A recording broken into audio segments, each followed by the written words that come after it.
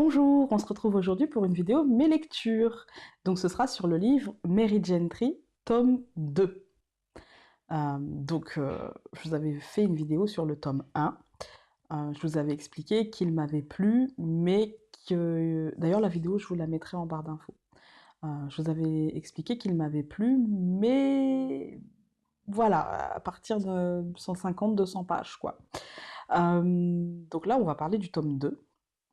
Et le tome 2 m'a plu beaucoup plus vite, voilà, beaucoup plus rapidement. J'ai eu envie de le lire, vraiment, voilà, j'avais hâte de le retrouver, malgré quelques petits soucis, toujours, au niveau des descriptions.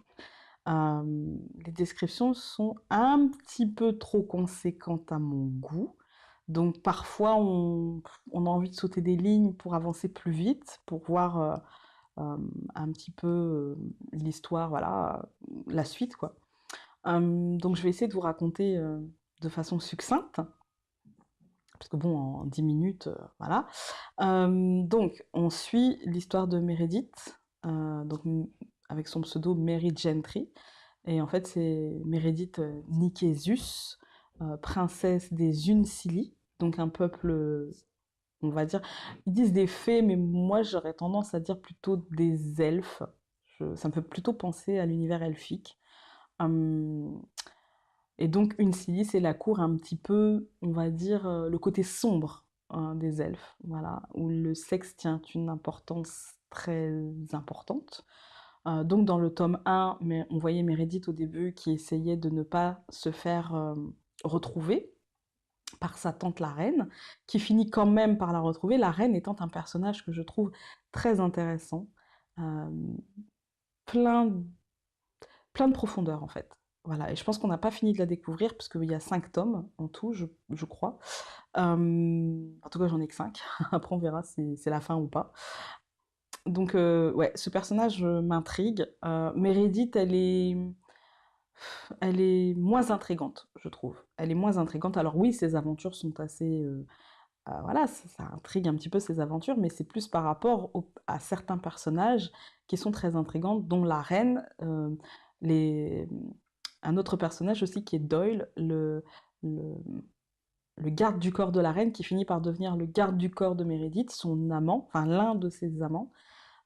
Oui, le sexe tient une importance capitale, je dirais presque.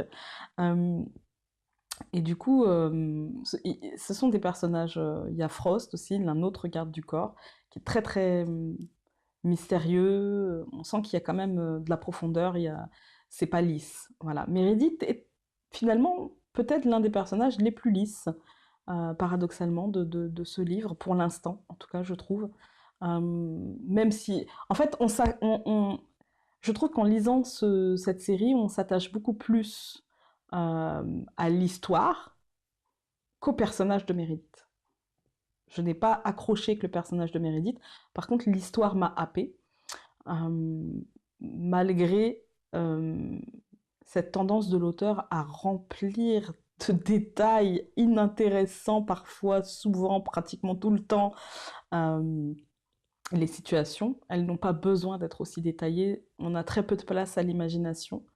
Euh, tout est minutieusement détaillé.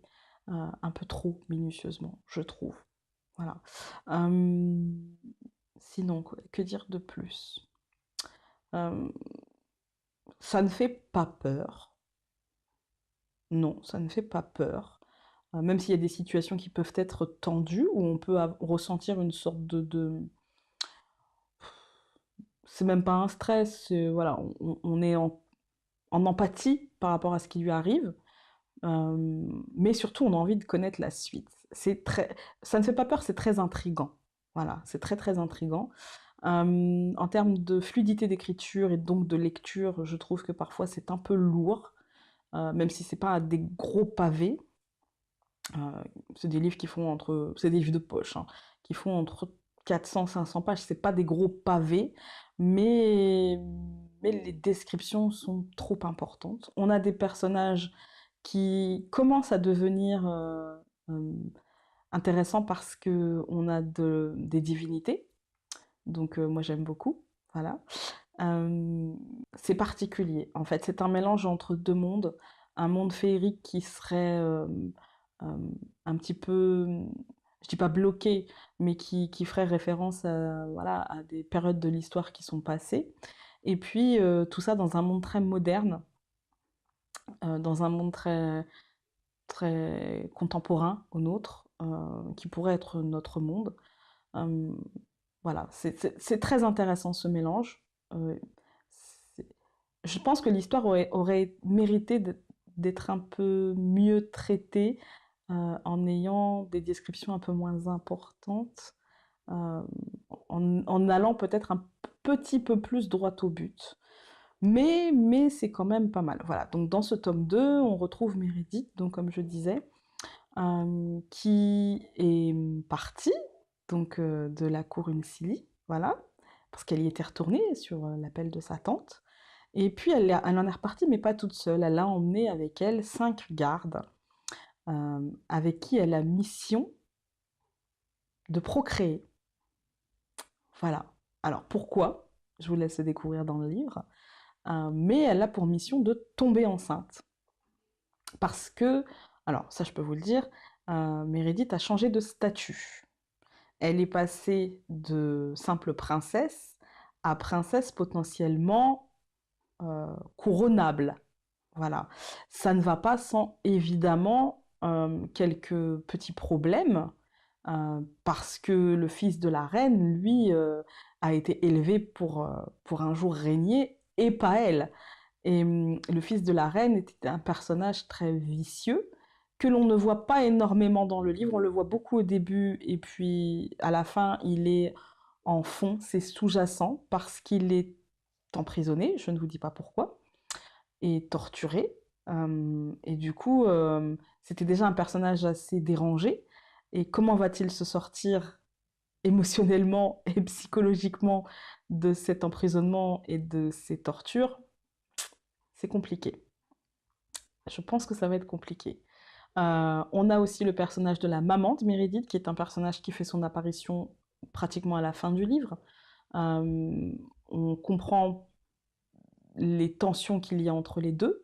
On comprend pourquoi elles ne sont pas proches et pourquoi Meredith a été élevée par son père et sa grand-mère. Euh, du coup, la mère de sa maman et non la mère de son papa. Voilà, c'est compliqué.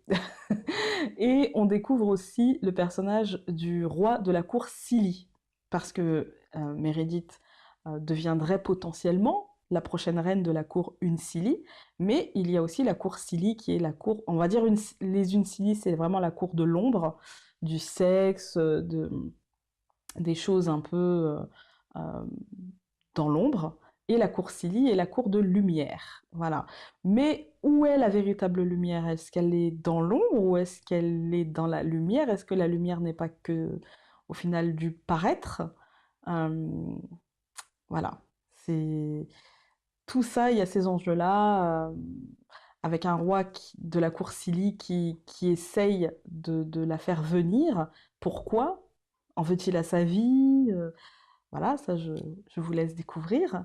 Et puis on a aussi un personnage en dehors, Maëve, qui vit dans le monde des humains et qui fait partie de la cour Silly, qui en a été chassée. Euh, Elle en a été chassée pourquoi? Par rapport à un secret qu'elle aurait découvert. Encore une fois, voilà, c'est un personnage aussi très complexe. Euh, Finalement, au début, on l'aperçoit plutôt sous un aspect très superficiel, et puis finalement, elle devient un peu moins superficielle, elle prend de la profondeur. Donc voilà, il y a des personnages comme ça qui m'intriguent, voilà. On sent que l'histoire va bouger. Le tome 2, je vous avoue que ça bouge, et en même temps, en surface. Il n'y a pas vraiment... on n'entre pas encore dans le vif du sujet, donc je pense pour le tome 3, que je ne lirai pas maintenant, je vais faire une pause. Euh, voilà, je pense que ça va bouger après.